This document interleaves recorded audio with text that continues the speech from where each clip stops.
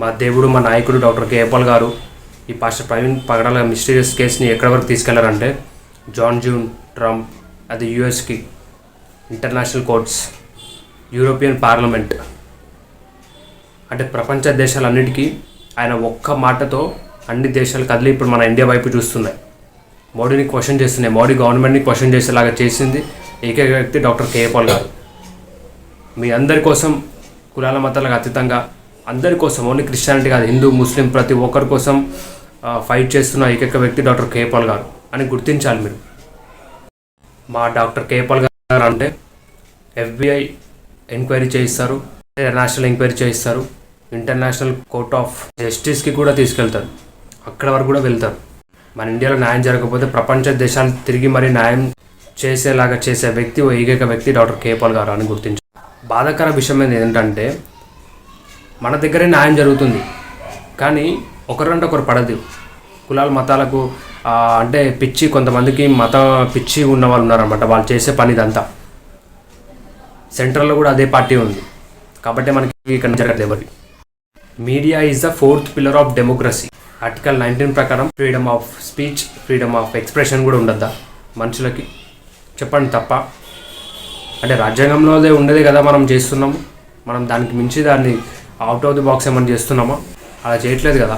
టోటల్గా కేపాల్ ప్రిలిమినరీ ఇన్వెస్టిగేషన్లో ఇది మర్డర్ అని తేలింది. పాస్టర్ ప్రవీణ్ పగడాల గారు చనిపోయిన తర్వాత ఎవరైనా, ఏ ఒక్క క్రైస్తవుడైనా వచ్చి ముందుకొచ్చి ఫైట్ చేశారా పాస్టర్స్లో?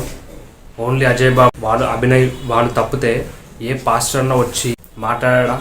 చివరి వరకు ఉన్నారా? గవర్నమెంట్ని ప్రశ్నించాడా? చెప్పండి. సతీష్ కుమార్ స్పందించలేదు. పెద్ద పెద్ద పాస్టర్స్ ఉన్నారు, ఒక్కరైనా వచ్చి మాట్లాడారా? అదే ముస్లిమ్స్లో కానీ హిందూస్లో కానీ ఎవరికేమన్నా అయితే ఐక్యమత్యంగా అందరూ వచ్చి బయటకు వచ్చి ధర్నాలు చేసి విధ్వంసం క్రియేట్ చేసి సపోర్ట్ చేసి ప్రభుత్వం నుంచి ఒత్తిడి తీసుకొచ్చి వాళ్ళతో మాట్లాడి ప్రతి ఒక్కరు రెస్పాండ్ అవుతారు. మనం ఓన్లీ వీ వాంట్ జస్టిస్ అని చెప్పి ర్యాలీలు చేస్తున్నాం తప్పితే అక్కడ మన పెద్దలు, అంటే క్రైస్తవ పెద్దలు ఎవరు వచ్చి ముందుకొచ్చి ఫైట్ చేయడం అనేదే లేదు అసలు. ఓన్లీ ఒకే ఒక వ్యక్తి, ఇద్దరు వ్యక్తులు ఫైట్ చేస్తున్నారు, RJMP హర్ష్ కుమార్ గారు అండ్ డాక్టర్ కేపాల్ గారు. మీరు ఎవరైతే ఎప్పుడైతే ప్రతి ఒక్కరు ఎప్పటి నుంచో పిచ్చోడు అనేసి మీరు హేళన చేసే వ్యక్తి సోషల్ మీడియాలో చాలా వరకు ప్రతి ఒక్కరు హిందూస్ వాళ్ళంతా ఎక్కిరిస్తూ మీడియా ఛానల్స్ మనకు డాక్టర్ కేపాల్ గారిని భ్రష్టు పట్టించాయి. ఆయన ఇమేజ్ని టోటల్గా డ్యామేజ్ చేయడానికి ప్రయత్నించాయి. ఆయనని కమెడియన్గా చూపించారు YouTube channels, media channels, news channels. నేను ఏం చెప్తున్నానంటే ఇప్పుడు ఈ కేసుని సుప్రీంకోర్టు, హైకోర్టు, అంటే ఢిల్లీ వరకు తీసుకెళ్ళి ప్రపంచ దేశాలకి, అమెరికా, యూరోప్, ఇంటర్నేషనల్ కోర్ట్స్కి తీసుకెళ్ళి ఫైట్ చేస్తున్న ఏకైక వ్యక్తి డాక్టర్ కేపాల్ గారని మీరు గుర్తించాలి. మా కేపాల్ గురించి, మా దేవుడి గురించి ఇప్పుడు అందరికీ కొద్దిగా అందరికీ మొత్తం తెలుస్తుంది. ఇప్పుడు ఎవరైతే పాస్టర్ ప్రవీణ్ పగడాల గారు చావు కారణమయ్యారో ఆ వ్యక్తులు కానీ, అమ్ముడిపోయిన వ్యక్తులు, డబ్బులు అమ్ముడిపోయి ఇట్లాంటి దారుణానికి గురై చంపిన వ్యక్తుల నుంచి పెద్ద వాళ్ళతో ఎవరైతే దీన్ని ప్రాసెస్ చేశారో, వాళ్ళు చేయించారో, వాళ్ళు కానీ వాళ్ళు చర్చలో దేవుడికి సమాధానం చెప్పాలి. వాళ్ళు కూడా వాళ్ళ జీవితంలో బాధపడే సిచ్యువేషన్స్ వస్తాయని చెప్తున్నాను. ప్రకృతి ఎవరిని విడిచిపెట్టదు. మీరు కేసు వాదించలేకపోతే చంపేస్తారా? అంటే మీరు చంపే ప్రయత్నం చేశారా? అంటే ప్రవీణ్ పగడాల గారు అక్కడ కోర్టులో వేసిన పిటిషన్ ఎంత పవర్ఫుల్లో మీరు అర్థం చేసుకోవాలి. అంటే మీరు ఎంతమంది లాయర్ని నించోబెట్టినా కూడా వాదించలేని పరిస్థితి మీద ఉందంటే మీ లాయర్స్ కూడా ఎంత వీక్ అనేది కూడా ఇక్కడ అర్థమవుతుంది. ఇంకోటి, వాదించలేని ఆర్గ్యుమెంట్స్, వాదించలేని పాయింట్స్ అన్నీ మీ దగ్గర ఉన్నాయి. కానీ పాస్టర్ ప్రవీణ్ పగడాల గారి దగ్గర ఎంతో రీసెర్చ్ చేసి, అన్ని బుక్స్ చదివి, ఎంతో రీసెర్చ్ చేసి 200-300 సంవత్సరాల క్రితం అంతా అన్ని సేకరించి మతాల కులాలకు సంబంధించిన అసలు ఇండియా ఎలా మార్పు చెందింది, అసలు ఎలా కన్వర్షన్ జరిగింది, అసలు ఏంటి, ఎవరెవరు వచ్చారు, ఏం కథ, ఎక్కడెక్కడ ఏ గ్రంథాలలో ఏముంది, ఎవరెవరు ఏం చెప్పారు, ఎలా ఈ సనాతన ధర్మం, ఇవన్నీ అంటే ప్రతి ఒక్క పాయింట్ అతని దగ్గర ఉందన్నమాట. ఏ స్టేట్లలో ఎన్నెన్ని ఇబ్బందులు కలిగాయి క్రైస్తవులకి, అసలు ఏమేమి జరిగాయి అని చెప్పి చాలా అంత ఇన్ఫర్మేషన్ ఉంటే దాన్ని మీరు అతను చంపి అతని బ్లాక్మెయిల్ చేశారు, మెయిల్స్ పెట్టారు.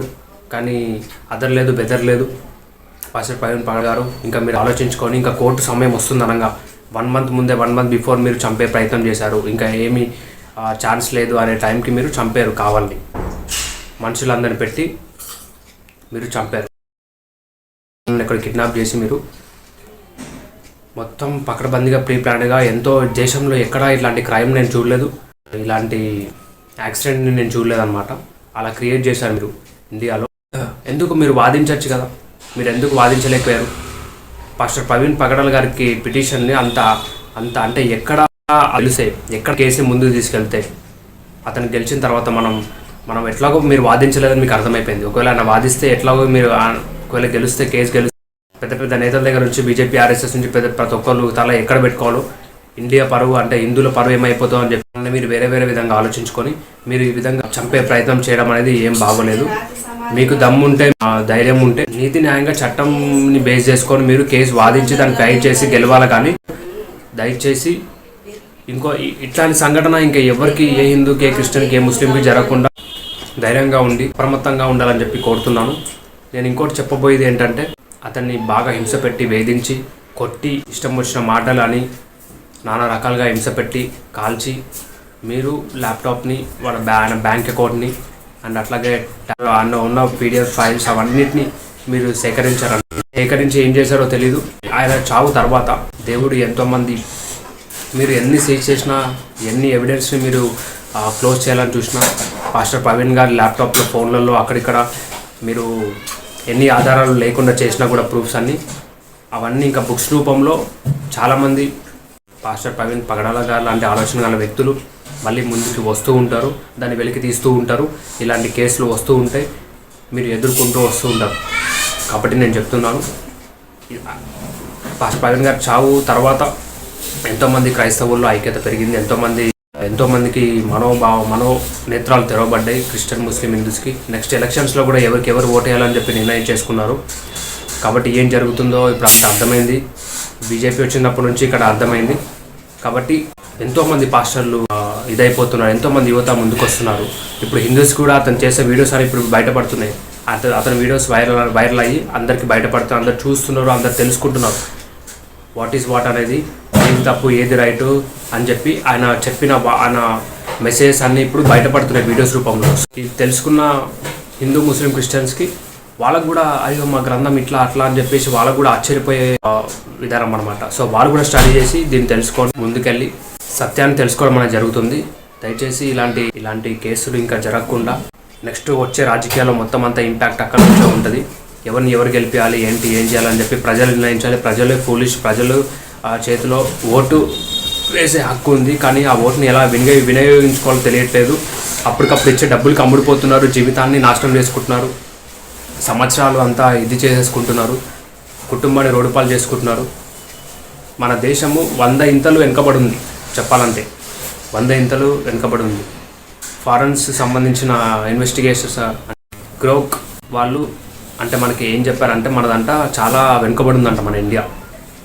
చాలా ప్రపంచ దేశాలను ఎంతో అడ్వాన్స్లో ఉంటే మనం ఎందుకు ఈ స్థితిలో ఉన్నాం, ఎందుకు ఈ కులమతంతో మనము ఇది చేస్తున్నాం, ప్రపంచ దేశాలతో యుద్ధాలు చేస్తున్నాం, మనము ఎందుకు ఈ విధంగా ఇలా చేస్తున్నాం. దయచేసి మీరు అర్థం చేసుకోవాలి నా వీడియోని.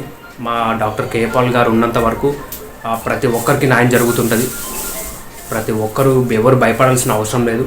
కాబట్టి మా కేపాల్ గారిని మీరు ఒక్కసారి గుర్తించండి. ఎక్కడ పోటీ చేసినా కూడా ఆంధ్ర తెలంగాణలో ఏ సందులో ఏ మూలన పోటీ చేసినా కూడా అతను గెలిపించండి. ఎందుకంటే న్యాయం గెలవాలి, నీతి న్యాయం గెలవాలి అంటే, ఎడ్యుకేషన్ రావాలంటే, మంచి వైద్యం రావాలి అంటే, సొసైటీ బాగుండాలంటే, కంపెనీస్ రావాలి అంటే, అప్పులు తీరాలంటే, యువత బాగుపడాలి అంటే, యూనివర్సిటీస్ రావాలి అంటే, పేద మధ్యతరము తేడా లేకుండా అందరు ధనికులుగా అయ్యి అందరికి శాంతి సమాధానం కావాలి అంటే, రోడ్లు బాగుండాలి అంటే, ప్రజల సమస్యలన్నీ తీరాలి అంటే, పోలీస్ యంత్రాంగం బాగా పనిచేయాలి అంటే, ప్రపంచ దేశాలతో నెంబర్ 1 పొజిషన్లో మన ఇండియా ఉండాలి అంటే దయచేసి కేపాల్ ఒకరి వల్ల సాధ్యం. అతన్ని గుర్తించండి, గమనించండి, మీరు తెలుసుకోండి, అతని గురించి సెర్చ్ చేయండి, హిస్టరీ చరిత్రను తెలుసుకోండి, ఓట్లేయండి, గెలిపించండి. నేను ఇంకోటి మీకు చెప్పదలుచుకున్నది ఏంటంటే, ప్రపంచ దేశాలలో ఒకే ఒక వ్యక్తి, ఆ ఒక్క వ్యక్తి దెబ్బ ప్రెసిడెంట్స్లు అందరూ వచ్చి మన ఇండియా కోసం అతను చాలా తక్కువ అంచనా ఇస్తున్నారు మా డాక్టర్ కేపాల్ గారిని. ఆయన తలుచుకుంటే ఎన్నో యుద్ధాలు అప్పట్లోనే ఎన్నో యుద్ధాలు ఆపాడు. ఇంకా పవర్ అట్లాగే ఉంది. ఆయన మన కోసం మన ఇండియాకి వచ్చాడు, మన కోసం అలాంటి ఇబ్బంది పడుతున్నాం, మన కోసం అట్లాంటి చివాట్లు, మన కోసం అట్లాంటి మీడియా మీద వేసే పిచ్చి పిచ్చి ప్రశ్నలకి అట్లాంటివి ఎదుర్కొంటున్నారు. మీడియా అంతా ఇది చేయడం, ఆయన కూడా ఆయన శాంతిగా ఎలా ఉంటున్నారు అనుకుంటున్నారు. మీడియా అలా చేసిన తర్వాత కూడా అది మన కోసం, కేవలం ప్రజల కోసం. మంచి నాయకుని ఎన్నుకొని గుర్తించండి. మార్పు అక్కడి నుంచే మొదలవుతుంది. తెలివితో ప్రజలు తెలివిగలగా ఉంటేనే దేశం బాగుపడుతుంది, వాళ్ళ కుటుంబాలు బాగుపడతాయి. శాంతితో అంత పీస్తో అంతా బాగుంటుందని చెప్తున్నాను. మీ ప్రశ్నించే ప్రజల గొంతుగా మీ Richardson dad. Thank you very much.